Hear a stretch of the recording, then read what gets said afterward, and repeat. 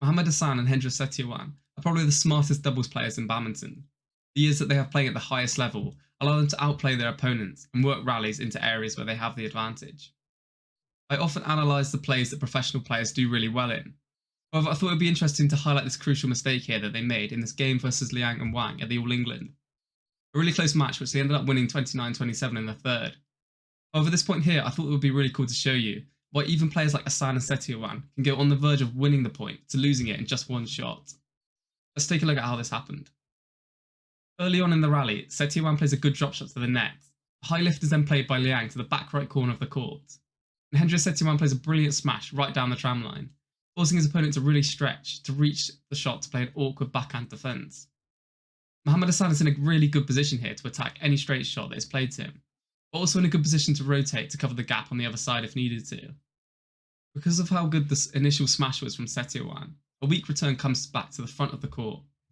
In this position, the Indonesians are in a great spot where they have a short lift, which is what they are looking for.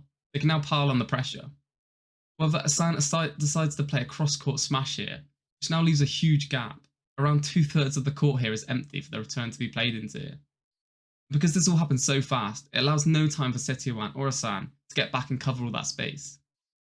Liang doesn't even need to do anything special here, and just by him being able to return the straight shot, it forces Ahsan, who realises his mistake, to try and cover for his partner. He then tries to hit the next shot, and he goes out the side where he's off balance, stretching so much to try and get the shot back. So we know why this ultimately lost them the point, and basically the game at that point, since it made them 2017 down. But why did Ahsan choose to play a cross smash, and what else could have been done to stop this from happening? You have to remember this play happens so fast, and there isn't much time for Ahsan to think about it. One reason why you might play a cross smash here is if the lift isn't quite high enough for an angle and you are worried about it going at the back. Playing it cross court makes it for a much bigger court. However, I don't think this was the case here. Why I think he played this shot was to try and catch Liang off guard. When the Indonesians are attacking down the line, it makes sense for the Chinese players to also move to that side, to cover that side of the court. Liang would also be defending on the forehand side, as we can see here, to cover the middle and help out his partner.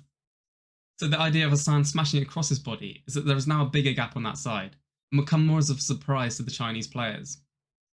With Liang defending forehand, a shot that comes across him would either make him play a really awkward forehand on his left side, or switch to the backhand defence, requiring him to react really quickly from just how close Ahsan is smashing from at the net. It's a risky play, but often plays off, and can be an instant winner for them. But one thing that went wrong here is that Ahsan's smash didn't come off as well as he was hoping for. There wasn't a lot of power, and the angle wasn't steep either. This made it reasonably easy for Liang to get it back. He just needed to block it straight, which is what we saw here, and he didn't even need to play it underarm. He could just crouch down and play it overarm where the angle wasn't that good. What I think would have been the best option for Ahsan here is either to play a straight smash at Wang's body or a block back to the net. Both of these options would have allowed both players to get back into position and reduce the likelihood of that gap that they left in to be. A straight smash would have still kept up the attacking pressure, and would have been quite likely that another weak defence would have been played back, which from there they would have been in a much better position to win the rally off. Or a block to the net would have forced a high lift for the Indonesians to attack again, and that's even if they got to it. Like I said, these decisions happen so fast, and it's obviously easy to say in hindsight, but it was an interesting play to break down. Even the best professionals in the world make mistakes on court all the time, and hopefully it helps you guys continue to learn about the game. If you enjoyed the video, please remember to leave a like and subscribe to the channel. Thanks for watching, and I'll catch you in the next one.